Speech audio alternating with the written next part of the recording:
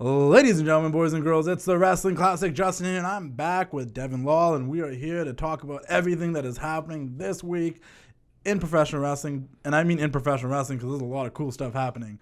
AEW finally did something. Oh, AEW, we can finally talk about AEW because something the WWE did. But we'll talk about that. First things first, I just want to thank everybody that tuned in last week. The viewership went up, the subscriptions went up, the likes, the ratings. If you guys still can, please go on the iTunes podcast app, drop a rating, drop a like, subscribe, Spotify, Google Play, and YouTube on the Vibe YouTube channel. Really appreciate it.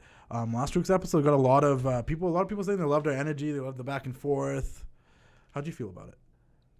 Honestly, it was fun. Might have something to do with the time crunch, but I think because we were so crunched for time that we went back and forth on a lot of different stuff. And I think we're starting to get in a groove now. We spitballed a lot of stuff real fast. I think people like that stuff staying on a topic for so long. Plus, I was really excited that Sasha was back. And I mean, it's fun that me and you don't really, agree on a lot of stuff because what do people love? They love disagreements and arguments. And that's why I wanted to do this with you more than a lot of other people, because a lot of people will sit here and I'll talk about wrestling. They'll be like, yeah, I agree. I'm like, no. Devin will tell me when I'm saying something dumb. And on our regular conversations, we disagree about a lot of things. So. Yeah, no, and it's also, it's fun to get nostalgic, but I think me and you have no issue, doing the deep dive on the more recent stuff because we follow it, we keep up with it, and we both have pretty strong opinions and, different philosophies on what we like. That's true, and that's what makes the show great. So, once again, we appreciate all of you guys that have been tuning in and watching the show, subscribing to the Vibe, subscribing to the podcast on those those apps like iTunes and Spotify and Google Play. Also everyone that's been spreading the word and sharing it on their Instagram stories and sharing it on Twitter and going the extra mile and showing us some love so other people can discover the show too, because we are fairly new. This is only the 5th episode and it's been great so far. And spread it to your friends, turn on the notifications, help us out, leave comments, positive, negative, anything. And leave us questions, please. On these if you're watching on YouTube, drop a comment with a question if you want us to talk about something specific. When you see me post about it on my Instagram on the Wrestling Classic, drop some questions. I'm going to trying to ask you guys for questions after Raw and SmackDown these days. That's what I think I'm going to start doing. We're recording the show. Leave questions if you have any questions about Raw. Ask us questions, man. It gives us more to talk about. Fantasy book with us too. If you just have a comment or you want to see how a scenario is going to play out, drop it in Justin's comments there, and we'll roll with it. Yeah, originally I was going to get you guys to email me, but I realized that I interact with you guys and engage with you guys the most on Instagram and on social media. So I figured, and I read those comments all the time. So in that sense, I figured you might as well drop those questions and stuff there, because then I'm going to see them anyways. And if something really pops out to me, I'll give you a shout out. We'll talk about your question. We'll answer it. We'll talk about your fantasy booking. We'll dive in further into it and see what we would fantasy book in that same kind of scenario. And yeah, man. Don't be afraid to ask. Let's get even you people with the dumb questions out there. Get them out there so I can bury you on the YouTube show. And shout out to everybody that has been supporting the show company-wise when it comes to Chalkland Official, Maestro Classic, all of you guys, man. Cardillo Weight Belts, everyone that's been showing love, Lapel, all you guys have been showing love and spreading the word, and I appreciate you guys, and you guys are a huge part of making this happen, man. We got another Chalkland jacket on my chair here because it's Monday Nitro jacket, resembling the Monday Night Wars because it's the Wednesday Night Wars. The Wednesday Night Wars are coming. How do you feel about it, man? Let's talk right off the bat. Let's talk about the Wednesday Night Wars, man. I think that's the most exciting thing to talk about, and I think last week we started off by talking about the most exciting thing to talk about, and it kicked off things great. So it's weird. My first instinct was, oh man, there goes NXT. We're going to let Kevin Dunn get his hands on NXT. Yeah, but that, honestly, it went away quickly.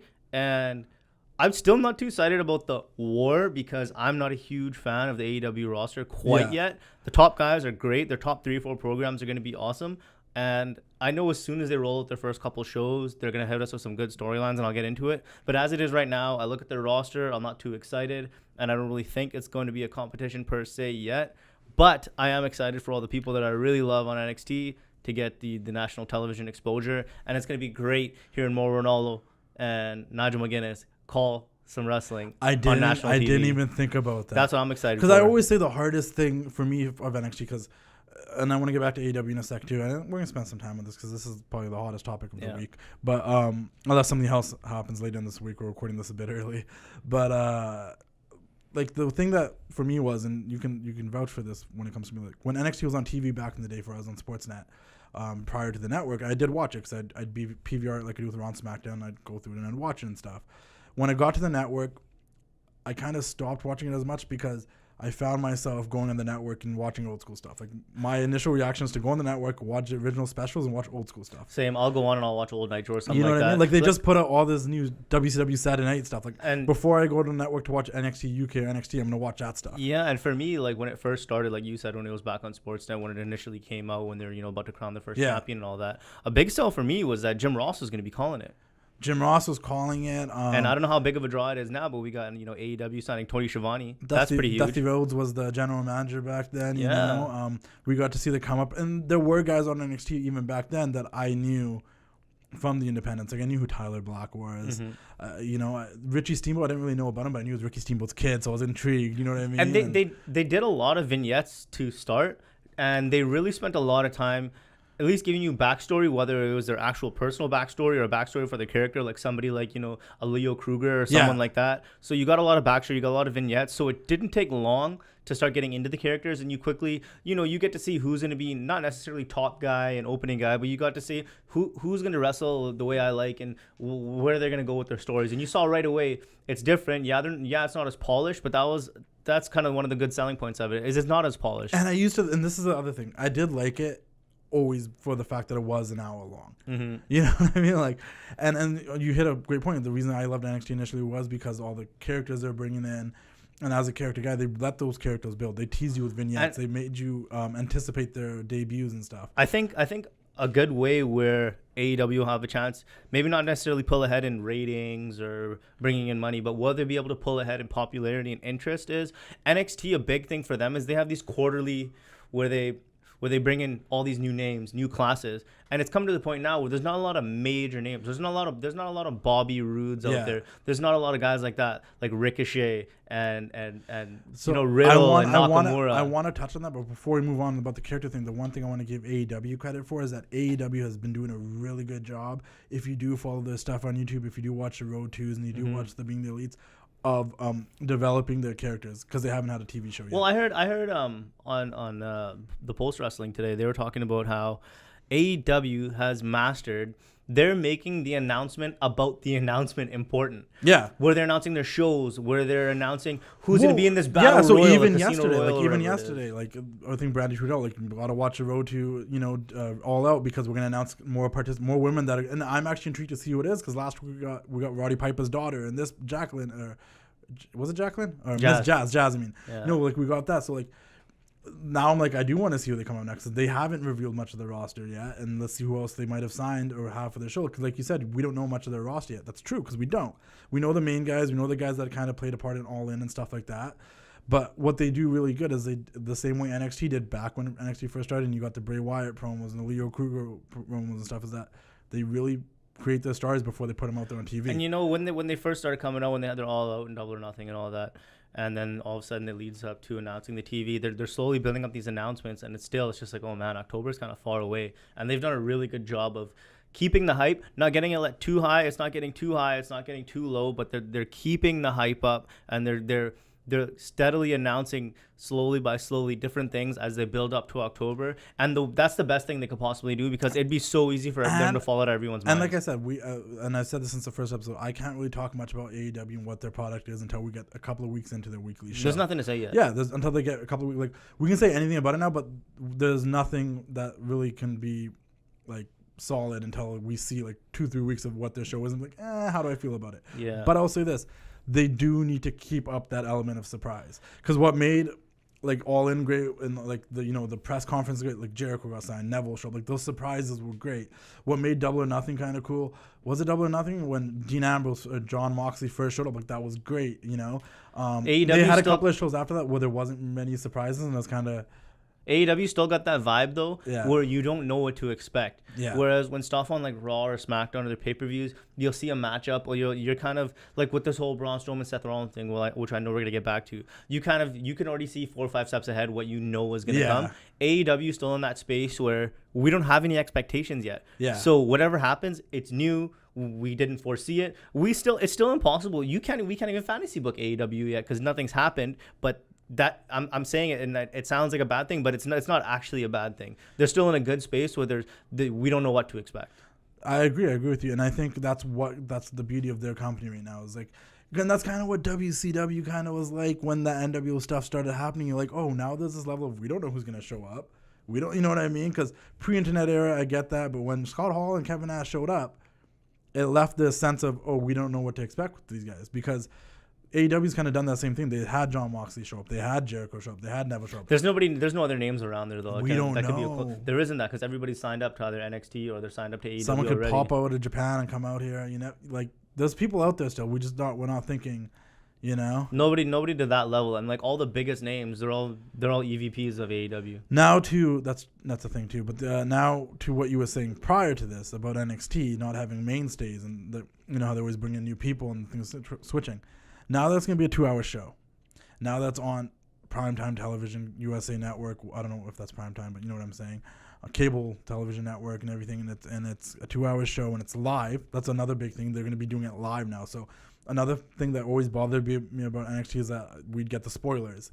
And ever since SmackDown used to be taped on Tuesdays and put on Thursdays, it made me watch SmackDown less because I'd always end up just knowing the spoilers. But NXT has done so well that even though I read all the spoilers, I still always watch the show, and it's still like I'm watching it for the first time because reading an article about it and reading a testimonial about it or what the script and I says, get that. it's not the same as watching it. Sometimes I'm saying there is a part, not a huge part, there's a part of me that ruins the experience for me. And I don't know if you like this or you don't like this. I know we've talked about it in the past, but you know, you'll have a group or people like Undisputed Era where you're only going to see them maybe once or twice a month. So every week you're getting to know different characters and they're progressing different storylines. Well, a couple of storylines take the week off, and I really like that part of it. I think once or twice a month is great. I think sometimes I hate it when I don't see someone for like 2-3 weeks. Yeah. Then I'm like, well, especially if the other stories aren't that good, then you're just not that interested. But that's where being an hour format helped. We'll see how they do with the 2 hours. I think the 2 hours is going to be good because now the matches can be longer, and they can have vignettes, and they don't have to have everyone on there every week. But now they can skip a week. Like you can do a show without the Undisputed Era for a week. And that's where AEW started to kick at WWE's asses. WWE doesn't do vignettes at all for anything. Yeah, and the other thing I want to say is, now that it's a 2-hour show, the point I was getting to is, we know the main roster's stacked. We know anybody that gets called up anyways doesn't really end up, getting a top spot or like staying relevant that long. Like Drew McIntyre, I don't think he did anything this week. I don't know. He was in a tag match. Bobby Roode, Shinsuke did it. Like, everyone kind of feels forgettable when they get to the main roster because there's only so many top spots and there's already so many top guys. Do guys come back down to NXT now that it's a bigger brand, like a third brand? Are they considering it like a third brand now?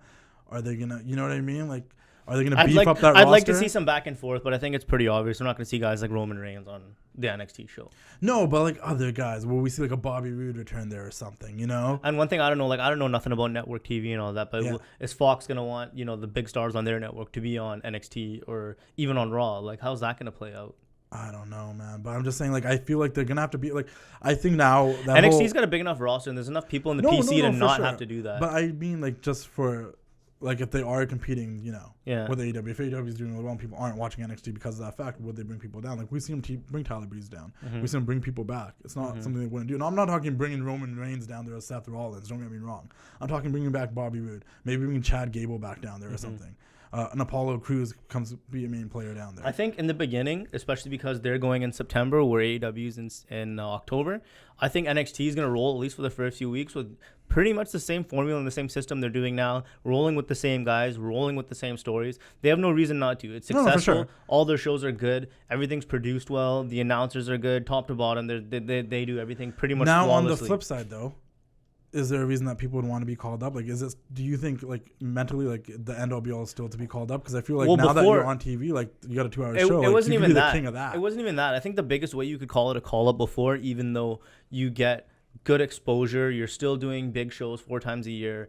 Obviously, getting called up is a bigger paycheck. And in the end, it's a business. It's all about the cash. What does Jim Ross say? It's cash and creative, right? Yeah. But now that they're going to be in USA and they're getting more ad money and TV distribution rights and all that, I imagine they're going to start getting paid more. I feel like it's so just I think it should be. If the paycheck's comparable, I don't see you're essentially called up now that you're on USA. You're automatically called up. If you're a regular on NXT TV, that's your call up. Yeah, because I feel like NXT TV like needs to be the third. Like it can't be considered development anymore if that's where and it shouldn't have been considered development for a lot of years for now. There's been a lot of years where there's guys that are a little bit less crisp than than And the see, other like- guys. But like I wouldn't consider development for like the last 4 or 5 years. I'd say like it's The development is the behind the scenes. The Yeah, development's like, in it's the there. PC. It's happening. On NXTV, it's not a lot of development. It's Yeah. more polishing.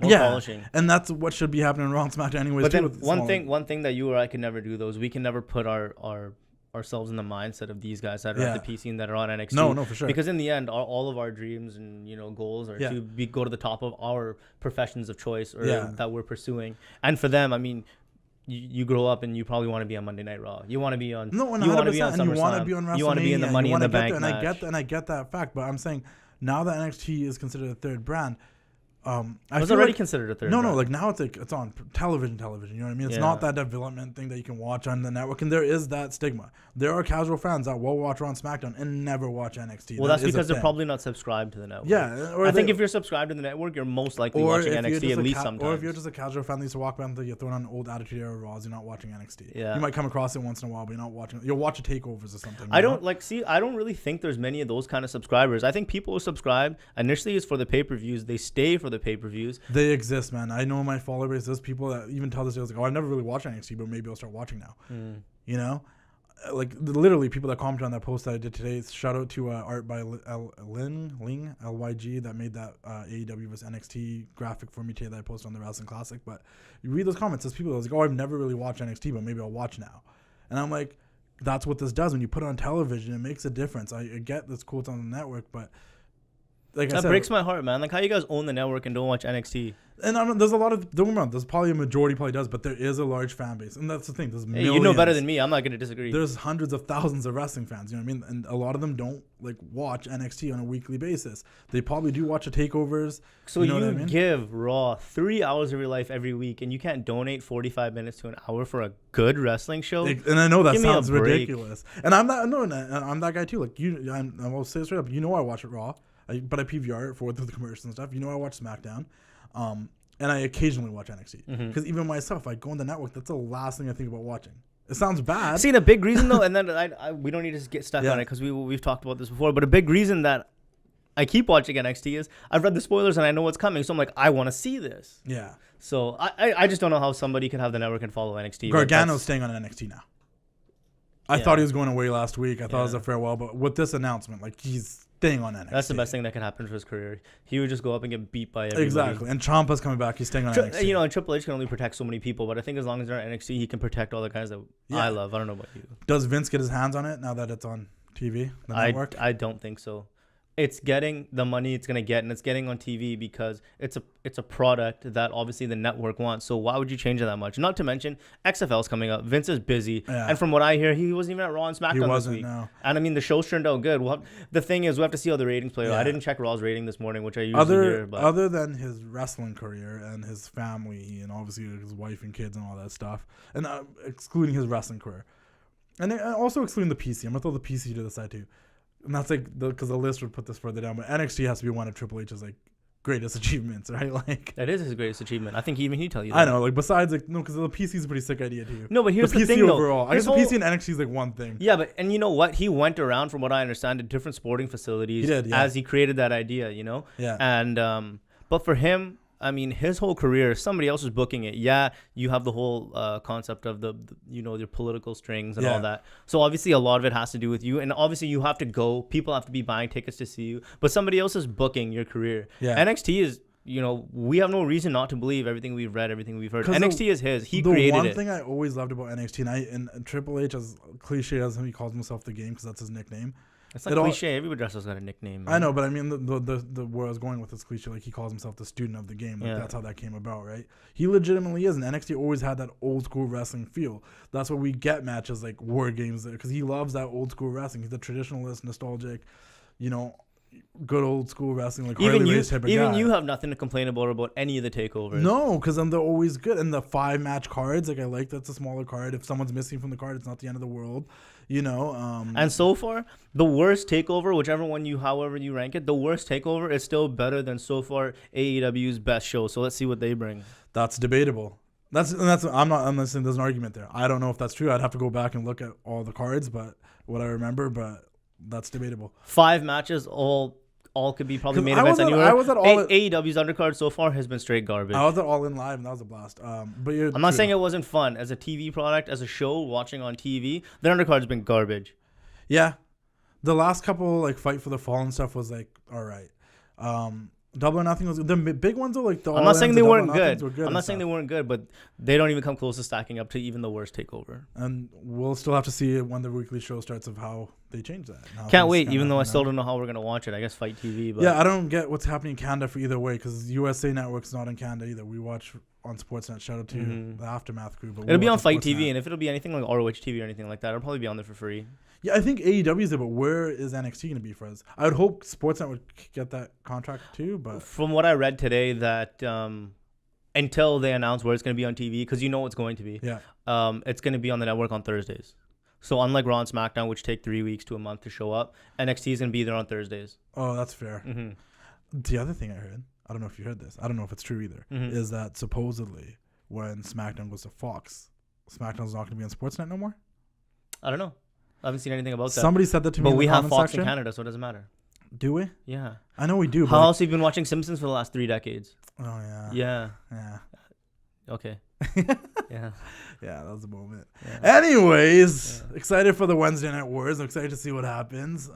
Let's just keep calling it the Wednesday Night Wars until we're proven otherwise. No, it is. And it is going to be, man. Ratings wise, this is the AEW thing. won't even come close to NXT ratings wise just because it's USA Network and now they can promote it on Raw and SmackDown. But let's also be very, very honest here. Like, we are, if there was a line, right, and this is AEW and this is WWE and NXT, that little pool, both you and I kind of lean more towards the WWE and NXT pool regardless. Yeah. Because we grew up with it, we're nostalgic with it, we appreciate everything we had. I'm into WWE. I follow You know? WWE, but I pay attention to the big names outside. And I do, but I also Yeah. and I also enjoy AEW. But I think we're always, until the weekly show comes, until we see something every week and we're like, yo, this is really good as a weekly product that leads to pay-per-views and they're telling us good stories with good characters and good matches, we're always gonna a little bit lean with what we trust. And what's different now than anything else we've seen too is something that Impact hasn't been able to do for however long.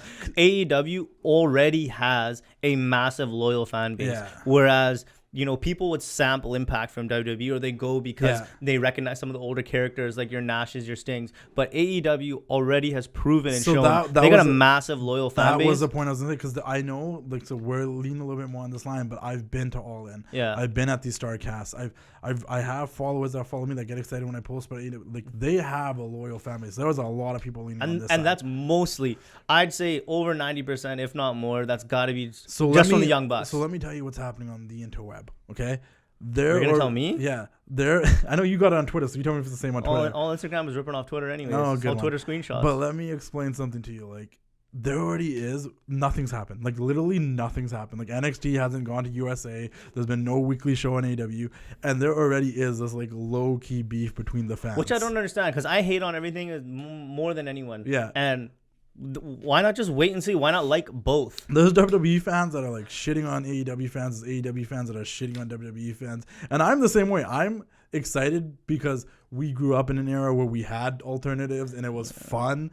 You know what I mean? And see, that's one thing that I will never do. Even Impact, when Impact started, it was fun when Impact first started. One you know thing what I mean? I will never do, and I don't think you will ever do, one thing the show can ever be about is never shit on other wrestling fans. We're one big family. We're one big community. We're all nerds together. We all like this weird, crazy, stupid, misfits. silly, awesome thing together. Don't shit on other wrestling fans. So what- and you know what? It's fun to disagree with each other. And it's fun to say, you like so-and-so. I think he sucks. I think the wrestling you like sucks. But don't shit on them. Support each other. This is a big community here, and we need to all bring each other together. And if there is alternatives, like, boost it up because it makes everything better. Like, I'm not boosting it up. Supporting. AEW's got to prove it to me still, but I'm not shitting on the fans. Yeah, no, I they still got to prove it, but for me, I'm on board with them. I want them to be successful. Hey, they don't need me to boost it up. They're selling out buildings. Yeah, exactly. But I want them to be successful. I want people to know what's going on there. Like, even myself, like, anytime I see something intriguing from AEW, I want to post about it. So yeah, I post about WWE majority of the time.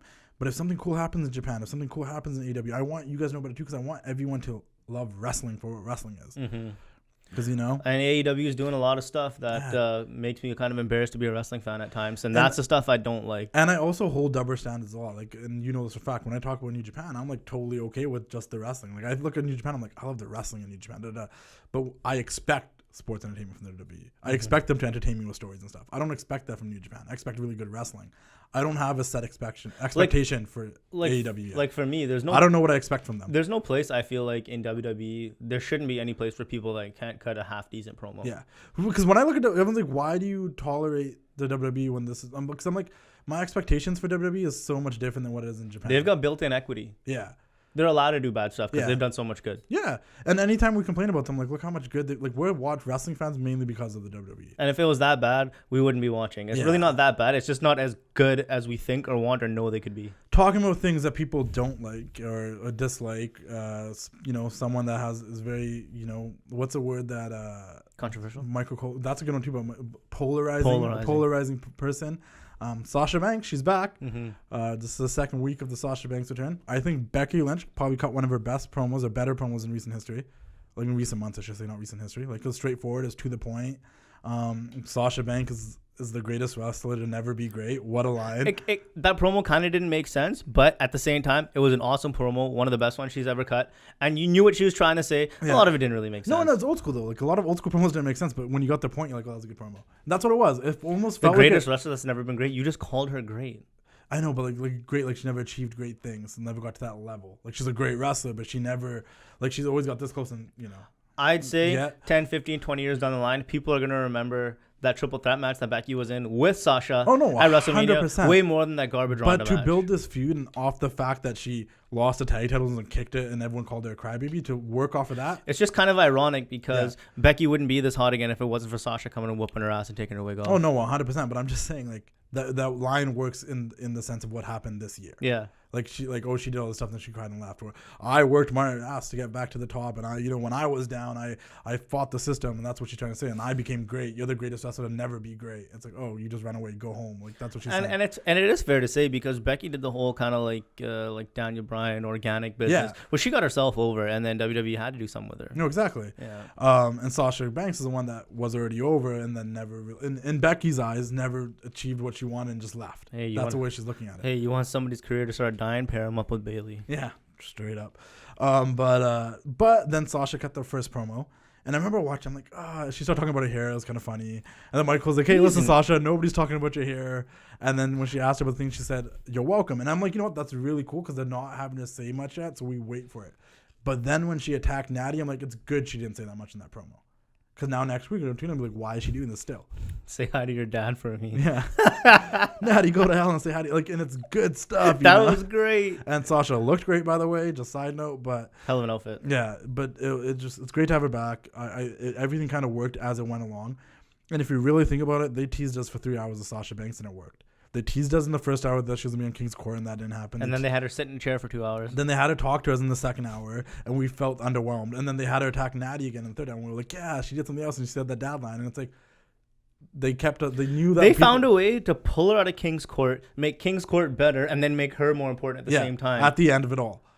And you know what I mean? Like, it's nuts. And that's why we don't ever give up on them. Yeah, because on weeks like this, when they do stuff like that, because someone DM'd me right after the promo, like, what did you think about the promo? And I'm like, it was okay. I'm like, it was funny and stuff, but I'm like, it's good they're leaving a mystery. I'm like, I didn't really fully watch it. Like, I'll tell you when I watch it. But by the time I fully watched it, the Natty thing happened, and I'm like, oh, but now it makes sense to me. Mm-hmm. It makes sense to me why they didn't have her say a lot, why she just said you're welcome and talked about her hair, because then she's still beating up Natty, and we're still going to tune in next week to be like, why? Like. Yeah, Natty should just be happy she's getting TV time. King's Court, I'm like, this Raw felt so funny. I'm like, it's King of the Ring tournament, and there's a King's Court. Like, what is this, the mid-90s? But The Fiend, man. They didn't have him on all last week. He came back this week. I like it to be like this. Maybe don't have him on next week. I don't know. Maybe do a Firefly Funhouse again to mix it up. But how'd you feel about that? It was awesome. And now I'm just wondering who's the next legend he's going to whoop. I like how he's going to show up in the back of one of Booker T's Skype sessions. Yeah, I also liked how they didn't like make us insult us our intelligence the moment it started happening. Like, Jerry Lawler was like, I know what this is all about, and he kicks it, like, because that's what you would actually do if that started happening. Yeah, because there's nothing worse than when someone's in the middle of the match, the music plays, and they're so distracted by the music, they end up getting rolled up. Or you're standing That's not there. believable. If you're in a fight, you're not getting distracted by music. Yeah. And Jerry Lawler, old grizzled vet, he's just like, I'm getting out of here, man. Yeah, like, because he sat there at ringside for how long? He knows somebody's coming from somewhere. And he's seen it. So, like, if you've seen the lights flicker like that, and you've seen it happen, we've seen it happen on 3 occasions now, Mick Foley, Finn Balor, whatever. Like, now that we know that this is how it goes down, What's your first instinct when you think that's gonna happen? You get the hell out of there. Now they set the precedent that you ain't got nowhere to go. Yeah, Because like, you'll come even to if the you run to the round. stage, like, that was cool, man. So I liked that. I liked the way that they had Jerry Lawler play it that way. We do need a Firefly Funhouse to be drizzled in there. Yeah, a break. So I feel like if this week they did this, next week have a Firefly Funhouse, Mhm. and then maybe the next Legend around the corner or something. Do you think he keeps going after Legends, and this is just me fantasy booking, wanting what I want Mhm. to have that last Bray versus Undertaker match, Mhm. just so Bray can, even if it's a quick squash, he beats it. Like, he needs to beat the Undertaker to be the new face of fear. He needs to beat the old face of fear. No. For this generation of children, we had the Undertaker. He was our scary guy. For this generation, they need a scary guy. He needs to beat him, man. The way they're doing the character now, he's already on his way there. Beating no. Undertaker won't mean anything for that character. Or like even beating him up, it would, man. I'll give you that. It does. Maybe. It Maybe. gives him that rub that he needs. Like beating up Foley did something for him. Beating up, let him beat the Undertaker. It did something for the character, Yeah. but just the way he's presented, he's on his way to being that face of fear you're talking about. Yeah, but it's just I for a guy like me, it's always gonna stick in my head. Undertaker has passed that dead man face of fear thing, and now he's the nostalgia legend. Oh no, for sure. It's not that anymore. But I'd still like to see it. I'd be down with it if that's what happens. We already saw it at Mania 31. It wasn't that good. And no, that wasn't good. And he didn't beat him on SummerSlam. He didn't beat him on SummerSlam. I just feel like he deserves that win over him. He deserves the I W. don't like using the word deserve in wrestling. He's earned it. Okay, I guess so, man. It's performance art, dude. I know. Sports entertainment. But I think his character, the way he's hung around, even his highs and lows, like, give the guy that rub, man. Let him beat the Undertaker. Roman gets to do it. This other guy gets to do it. Let Bray do it.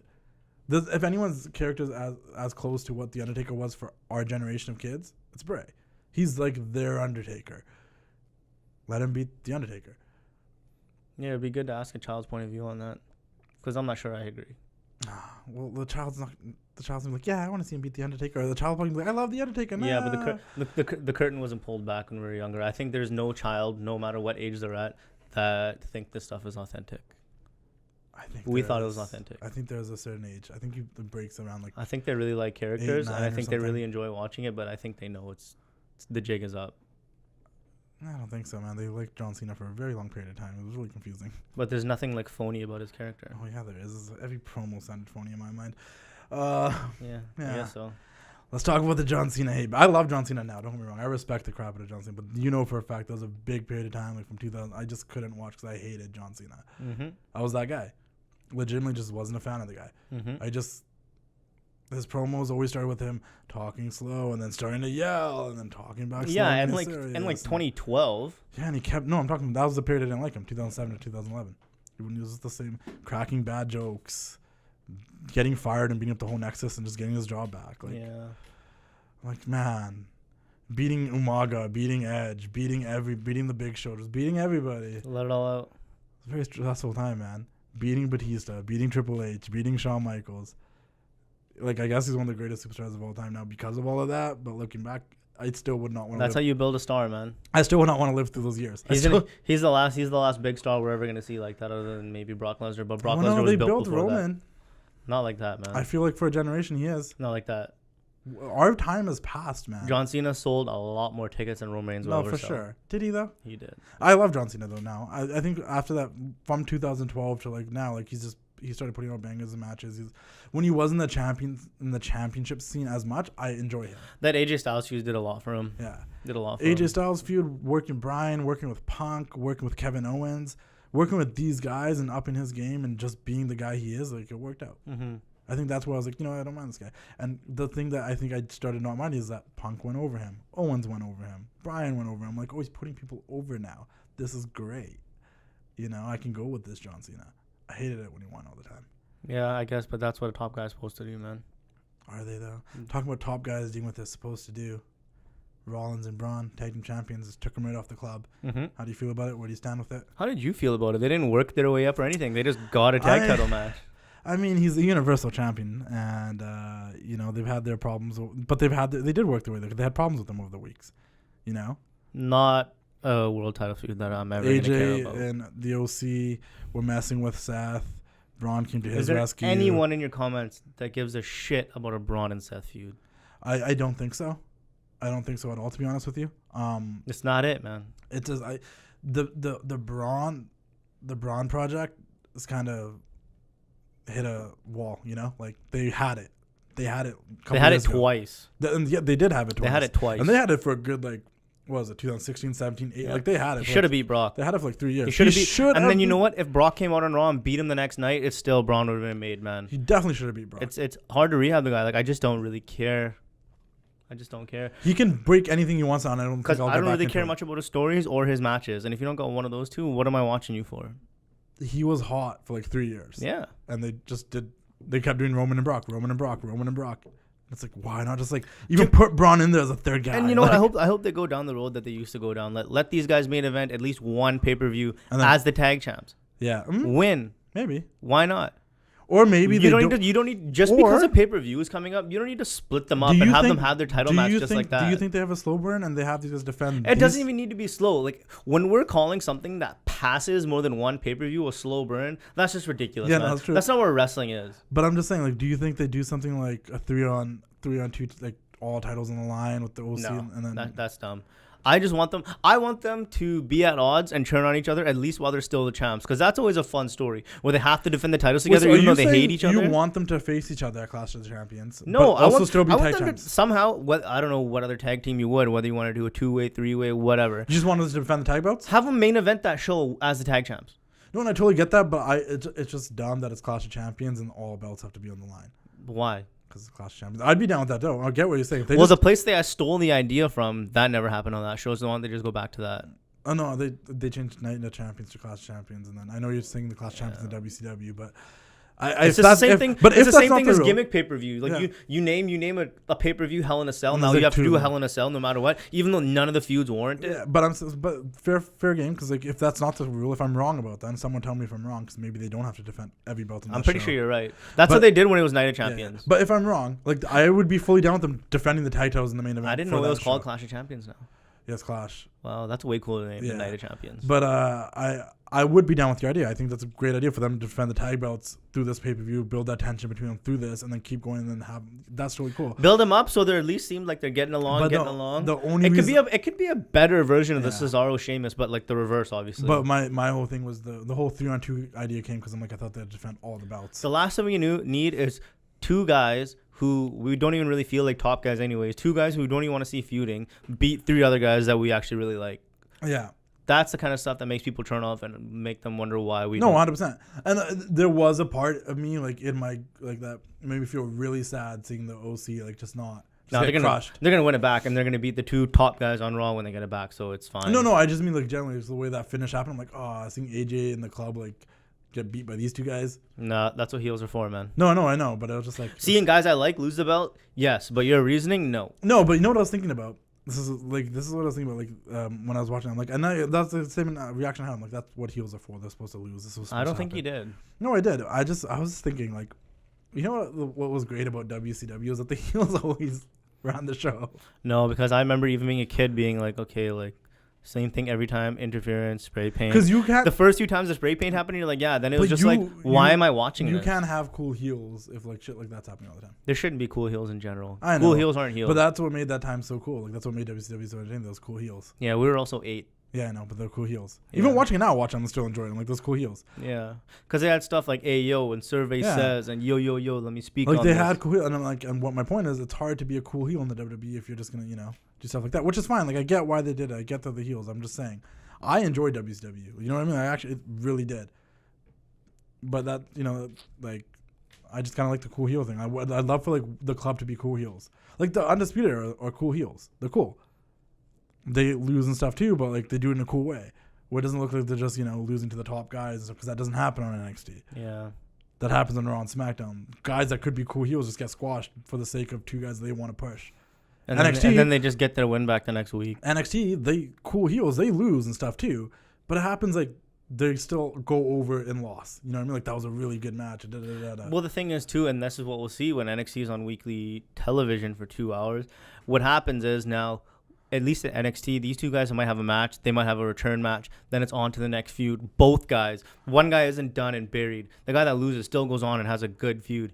Whereas on Raw and SmackDown, these guys lose and then they fight each other and lose again. Yeah. And then one team's just completely dead until they have some random thing a few months down the line that brings them up. Yeah, like it's gonna be interesting to see, but you kind of get what I'm trying to say. Like I think there still is room in the WWE for cool heels. It just like it happens on NXT. It just doesn't happen. Like Velveteen's a cool heel. Mm-hmm. You'll never see Velveteen just get squashed by like who's the champ right now? Adam Cole, just for the sake of putting Adam. Well, he's a heel too. Like Gargano, for the sake of putting Gargano over. Samoa Joe's a cool heel. He's the coolest heel. He is, and that's what I want to get to next. That is a really great segue. Yeah, but that was a really great example of a cool heel, actually, because Joe is a cool heel that has big fandom. And he doesn't ever really feel like he's getting squashed. And on that note, for the King of the Ring tournament on Raw, we had Cedric and Cesaro. Great match. I enjoyed the crap out of it. It was Samoa Joe and Cesaro. That's what I said, Samoa Joe and Cesaro. You said Cedric. Oh. Yeah. No, I said Samoa Joe and Cesaro. That was cool. Watch it back later, and you can just tell me that I'm right. Oh, wow. Yeah. I said Samoa Joe, Cesaro. Okay. But Cesaro, I can't wait till you listen to this back tomorrow and you message me. We're not going to do that. But anyways, no, Samoa Joe and Cesaro. Love that match. I was into it. I was invested. Running with that uppercut right off the beginning. Cesaro. And that's one of those situations where I would have been down with either guy going over. But if Joe lost, it had to be with some sort of shenanigans. I wouldn't want him to lose clean. But that's one of those ones I'll watch a couple times. Yeah. That made Raw. It was a good Raw match. That's one of those ones where if I got somebody over and they're just like, oh, hey, like, wrestling comes up, I'd be like, yo, watch this match from this week. And that's a good Raw match that we know we're not going to see maybe again for a little bit of time. When it comes across like fighting, it's a lot more entertaining. And then the second one was Cedric and who did he face for the first round? I don't remember, man. He won, though. Sami Zayn, real quick. Sami Zayn, yeah. How do you feel about that? And then Sami Zayn had a little tantrum afterwards. I mean, neither of those guys are going to win, so someone had to. Yeah, and it was exciting to see. You need a couple of underdogs in the tournament. If it's like Sami Zayn goes over, then a bunch of big guys, like that's cool too. But you need that underdog, right? Yeah. So Cedric is that underdog. I think that was really cool for the King of the Ring tournament. So on the Raw side, we have Joe and Cedric coming up next. I guess.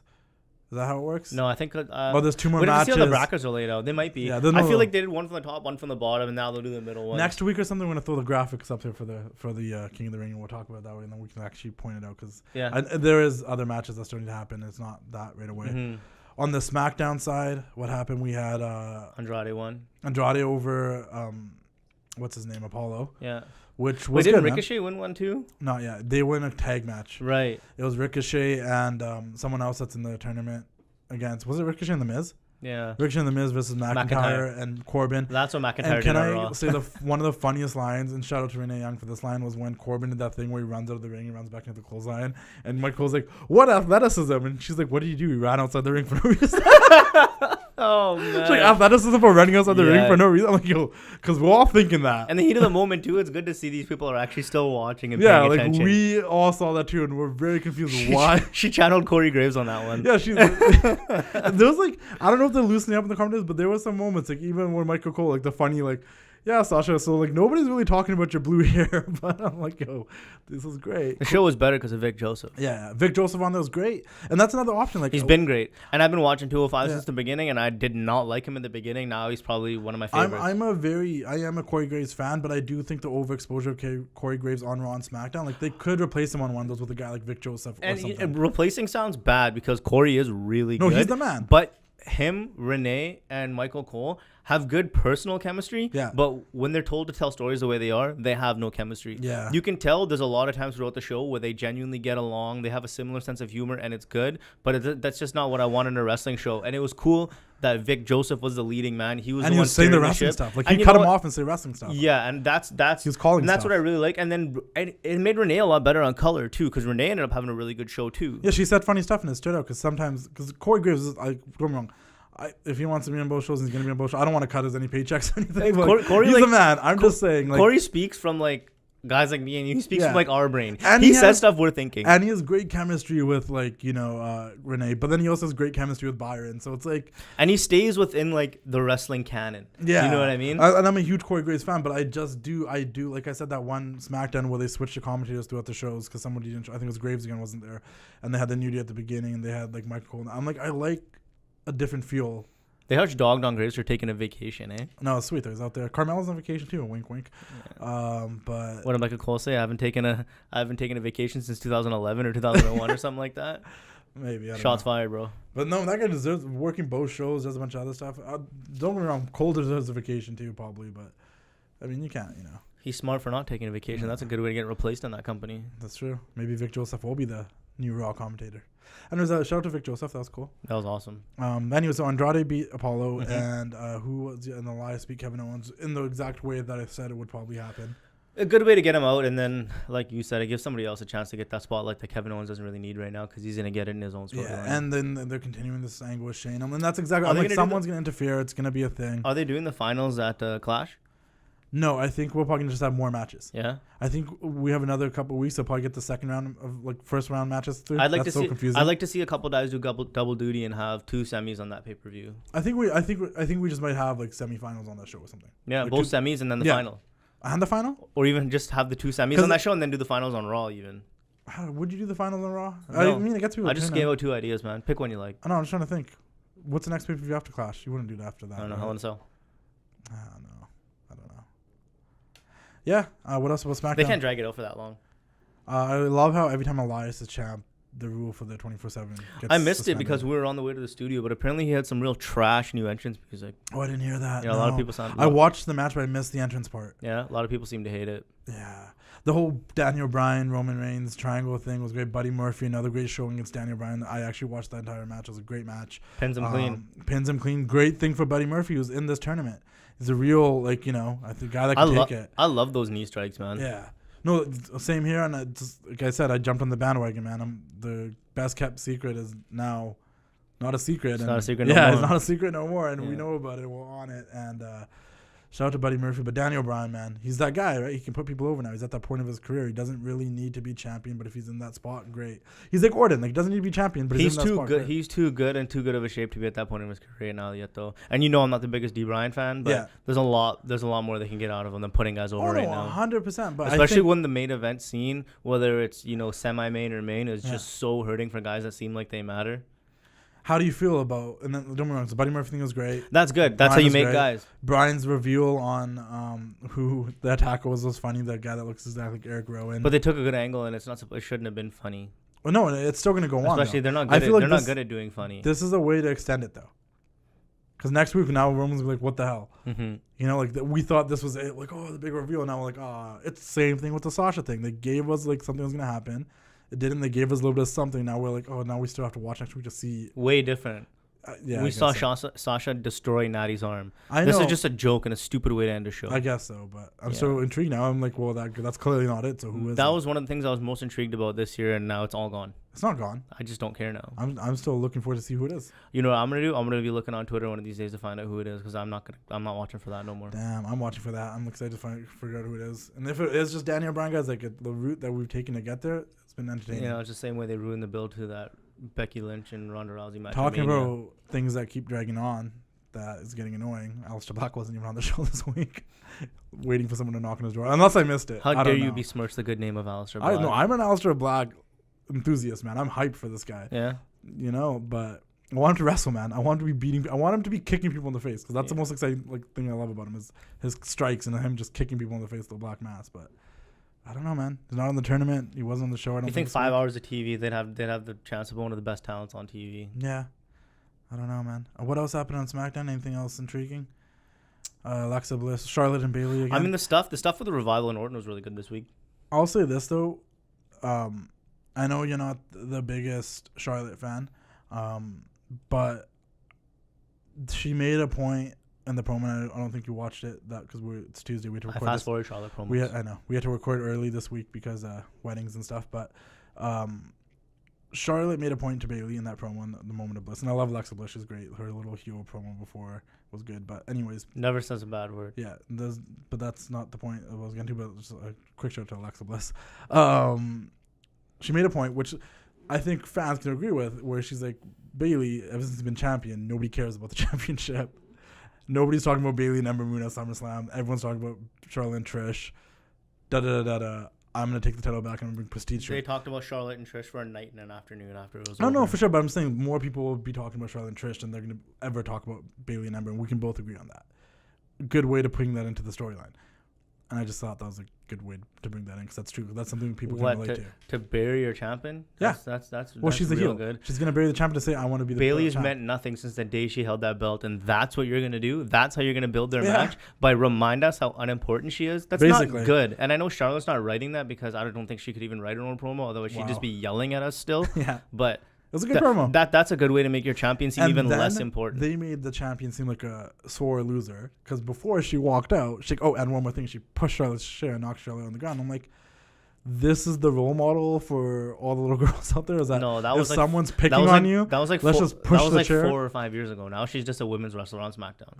Yeah, but I don't know. I just thought this might be the one time you could say, like, you know what, that makes sense for a Charlotte storyline, that because it's something that the fans What's can the agree with. storyline? The champion means nothing, and I do. Yeah, What's the number one thing you hear every wrestler say when they're coming up? Don't bury your opponent. Otherwise, when you beat them, you're beating no one. she's beating no one. I don't like Bailey. Yeah, So, so it'll like- stay unimportant because who's she going to challenge if nobody matters compared And to then her? Charlotte's gonna become a 10-time women's champion, she's No. catching up to her daddy. It doesn't matter. It does matter. It doesn't matter. She's a legend, dude. Okay. She's the goat. She's the measuring stick, and she's bringing prestige back to the title. Yeah, maybe like the elementary school measuring stick. So you needed 2 to get across the paper. This guy does not like Charlotte. But anyways, I like Charlotte. I'm a Charlotte fan. I thought it was a good promo. I'm excited to see. I'm sure she's a great person, but you know what? No, I actually. My life's been better since I started fast forwarding every time she's on my I TV. think I'll agree about the yelling promos. We know that, but like, I don't know. I think in the ring, like, she holds her end, and I don't remember many ballad Charlotte matches. Yeah. I mean, the one against Trish was good. It was the first time in a long time she actually hit But somebody might with a also big be boot. the first time in a long time that you actually watched one. Yeah. No, I always watch the pay-per-view matches that she's in. Yeah, no, I that's don't fair. skip matches on pay-per-view. Yeah. That's how I notice her missing that big boot every I match. think SmackDown that's pretty much wraps it up though. Raw we skipped a bunch, but the one thing I want to talk about Raw and SmackDown, we'll talk about as a combined thing then. Kofi and Randy, it's a thing, right? It's still going on. That's I said that revival Randy stuff's been good, man. They're good together. That's a good little crew, man. I love the snakeskin boots. Yeah, I loved Randy coming on Raw and them doing that 3D RKO. I love them coming on SmackDown, coming to Randy's aid. I like them as like a little crew. I don't know if it should be like a forever thing, but like I think the thing that's sometimes missing in wrestling is just having allies for the sake of having allies.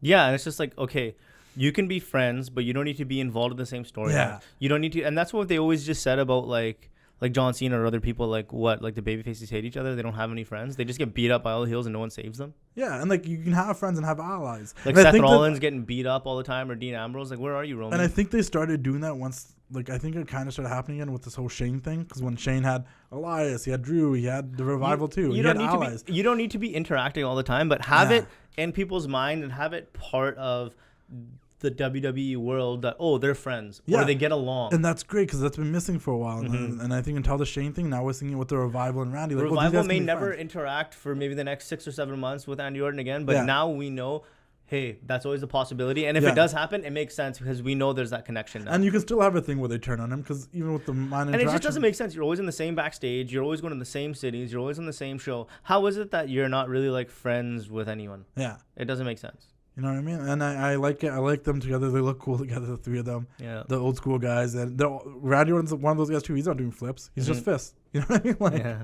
Straight up. he fits in with them. He's down with the motto. And, Top guys. Yeah, they're top guy the stuff. top guys. All three of them, top guys. Yeah. And like I said, and that's the thing. Like, obviously I wasn't alive in the day, but I've gone back and I've watched those old World Championship Wrestling episodes, those old NWO episodes, and like the Horsemen weren't always involved in each other's feuds. If anything, they all always helped Flair, but Ole and Arn did their own thing. Tully did his own thing, and when the going got tough, they worked together. But they did their own separate things, they were in separate storylines, and just to save time on TV, they all came together to cut a promo. Like, you know what I mean? Well, it's like in real life. You have friends, but you're not living with them or seeing them all the time or doing everything with them, but they're your friends. Yeah, and that's kind of if I'm right, and I could be wrong, but if the history is right coming from me, like the Four Horsemen came together because all four of those guys had to do promos, and they kind of just all came in together. And someone like I think Arn Anderson said, "Well, like the Four Horsemen of Apocalypse," and they're like, "Oh, this is the thing." Like that was kind of how the formation of them came. Cause I think too was a little big too when they were going up against Dusty. yeah, because the trying to bring storylines down Dusty. the and his storylines buddies. are intertwining, and then they had these four guys do a promo together to cut all their things, and that's how that like became a thing. And then you started seeing them do things together. Yeah. Not all the time, but you did. And that's kind of where you could go with Randy and the Revival. Like, we don't need to see them. And that's why I don't understand why we don't see more interaction or at least, something like that with Roman and the Usos. Yeah. That's built in. Like, they don't have to be together. But see, that's a cool thing because we know, but that's more family. But we know, like, if they're going to get tough and there's 3 guys pounding on Roman, the Usos are probably going to be there to be like, we're out here, you know? We've seen it in recent history, like that SmackDown with the big smudge that led to nothing. Yeah. Like, that's what happened. The Usos came to Roman's aid. And it's cool that you have that. But that's more family. It's cool that, like, the Revival and Randy Orton, we probably would never have thought they were friends. But now it's like, oh, he's got these guys in his back Old pocket. school guys. And I mean, obviously this doesn't come into play, but for somebody who falls along everything, right? Yeah. You know, Randy's always on Twitter making fun of people that do flippity dippity. Exactly. That's what I said. Right? He's an old school guy, too. Yeah. That's what I mean. He is one of those guys that less is more. You don't need to do all that. If you can't get over without doing all that, then you're not really over. Like, that's his philosophy, which is an old school philosophy. Like, if you have to do all of that to get over, are you really over, or are you just, catering to the fans? No, but you I think especially in today's age, you got to do a lot of that stuff to get over, but you don't need to keep doing it to stay over. No, for sure. I'm trying to see if there's anything else we missed. No, man. I think that's pretty much it. Owen's trying to get rid of his big fine from Shane McMahon, so I guess they're continuing that feud. His buzz is dying down big time. Yeah, because they keep him with Shane. He should be moving forward. After what happened at SummerSlam, like, that angle should have been done. And the fact that it's still happening, was still with that angle, I don't know. Have Randy beat Kofi and then have Kevin beat Orton and then go on from there. Okay, let's do a quick thing before we wrap this up, because I still think the most exciting thing is this whole Wednesday Night Wars thing. If you were able, and then we'll go back and forth, and this is never going to happen. I don't even know where this is going. They're 2 separate shows, right? This is NXT and that's AEW. Yeah. You get 4 matches. Mm-hmm. AEW guys versus NXT guys against each other in a match. If this was like some sort of Wednesday night super show that's never going to happen, invasion angle, what would your 4 matches be? Young Bucks and Usos. No, NXT though, I guess. Yeah. Oh, and NXT? Yeah, NXT versus AEW. Oh. Like, for me, if that was the case, I'd say the Young Bucks versus Roderick Strong. I mean, the Bobby Fish and Kyle O'Reilly. Like Adam Cole and Kenny Omega. Yeah. Yeah, I'd like that one. So tell me your 4 and I'll give you my 4. Who would Gargano go up against? I'll do my 4 first. Cause I think you already thought this through? That's not even No, fair. I didn't think it through. I'm quick on what I'd want to see because I thought about it a little bit. You just admitted it after you lied about it. No, I didn't think it through like fully. Like, I already know one. Like, because you said, like, I would definitely go Omega Gargano. No. I would. No. I would. I don't need to see a ballet match. A ballet match? That's all it would be. I'm down to see Gargano or Gargano and Omega. I would do the Bucks versus Undisputed. I think I'd do like the Bucks and Jericho versus Adam Cole and Kyle O'Reilly and Bobby Fish in 3-on-3 match. It'd just be entertaining. And then I would put someone like Velveteen Dream up against a MJF, just because I think that would also be hilarious in the ring, like storytelling wise and stuff, like in the promo. MJF and Gargano would be a good one then. That would be a good one. And then last but not least, I guess I would do, I'm trying to think of the top guys there. Like, this is Janela. Ciampa and Cody. I would do, I guess I didn't really use Cody. Oh, and I'm probably I wasn't going to use Ciampa either. But Ciampa's Ciampa versus John Moxley, because we never saw it. Just have him have a street fight. So there you go. I'd do Omega Gargano, Jericho and the Bucks versus 3 members of the Undisputed Era.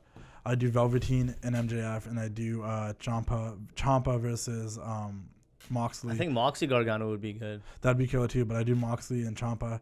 The only guys I guess I left off the card like that I'd want to use. I'd want to use Cody and Jericho and Adam Cole. Yeah. So let's see. What's your 4? If you use your 4. I don't know, man. I think I've just been listing off a bunch of them. I don't know if there's a set 4. No, but if you had to just pick 4, like you had to book this card and send this in and be like, this is what we should do. Yeah. I'd probably go Jericho Gargano. I'd go Undisputed versus Young Bucks. Kenny Omega and Velveteen Dream. How many is that at? That's killer. That's 3. That's a good one too. Yeah. And then I'd have to get Moxley in there just because Moxley's been fun. I don't know who I would have him go up against, though. That's a tough one. If I got a 5th, now that I put it together, if I got a 5th match, I would probably do Rhodes versus Riddle. I don't know why. Those are the top guys that I didn't use. But, yeah. Yeah. Yeah, I don't know. Rhodes versus Riddle, Velveteen versus MJF, Young Bucks and Jericho versus the Undisputed Era, 3 of them, minus Roderick Strong, and then Moxley versus Ciampa. Yeah. I think that'd be solid. Yeah, even do like, or Pentagon and Phoenix signed AEW. Are they full AEW I guys? think so. If that was the case, Because that'd be a good one against them against Undisputed. Oh no, for sure. Let's just give us Undisputed against all of them in every different variation you could think of. There, I'm sold. Give me Kyle O'Reilly versus everybody. Kyle O'Reilly's the man. Yeah. And Bobby Fish. I'll never forget that War Games episode when Bobby Fish came in the cage and he's like, "I got it, boys," and I'm like, "Yo, this guy's the man."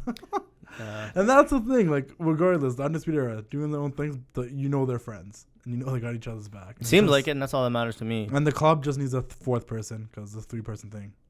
It's cool. Balor. A fourth person will just make it. They got to bring Ferg in there. Yeah.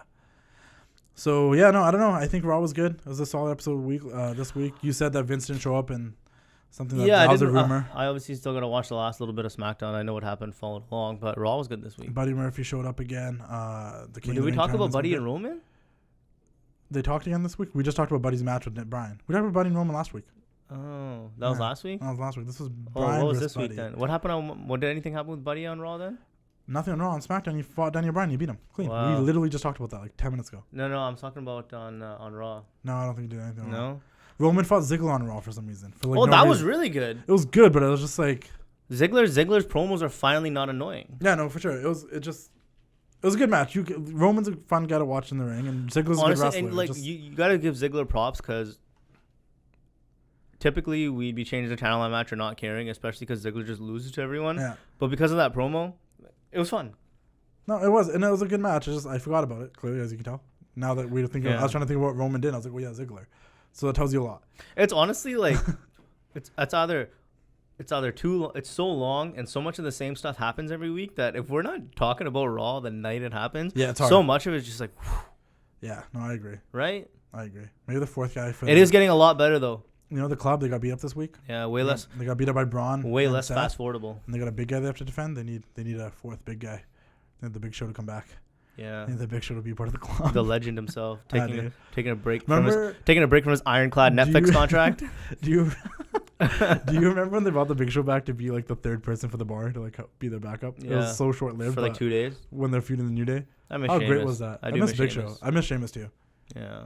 I like Cesaro on his own, but I do miss some of the team. They were solid. Yeah. Sheamus is a good guy. Go check out Celtic Warrior workouts if you guys haven't yet. Yo, that guy's shredded. He's jacked, dude. Shout out to Sheamus. He's a great dude. Is his career done? No, I don't know. I have no idea. I hope not.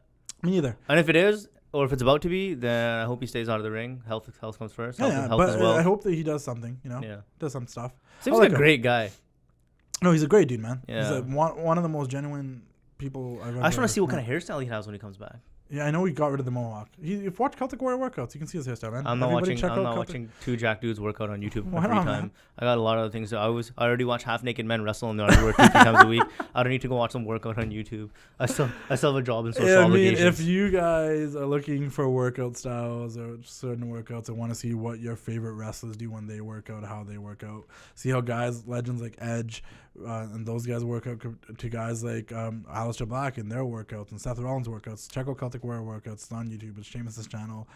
He works out. He got bored of working out. The story behind it is that he's working out all the time, but he got bored of his workout. He wanted to try new workouts. He does some intense stuff. So he wanted to try new workouts. So then I see clips on Twitter. He started going to his peers and people he knows and started doing their workouts with them to show how, like, if you get bored of doing the same workout all the time, there's other ways you can work out that you might enjoy more.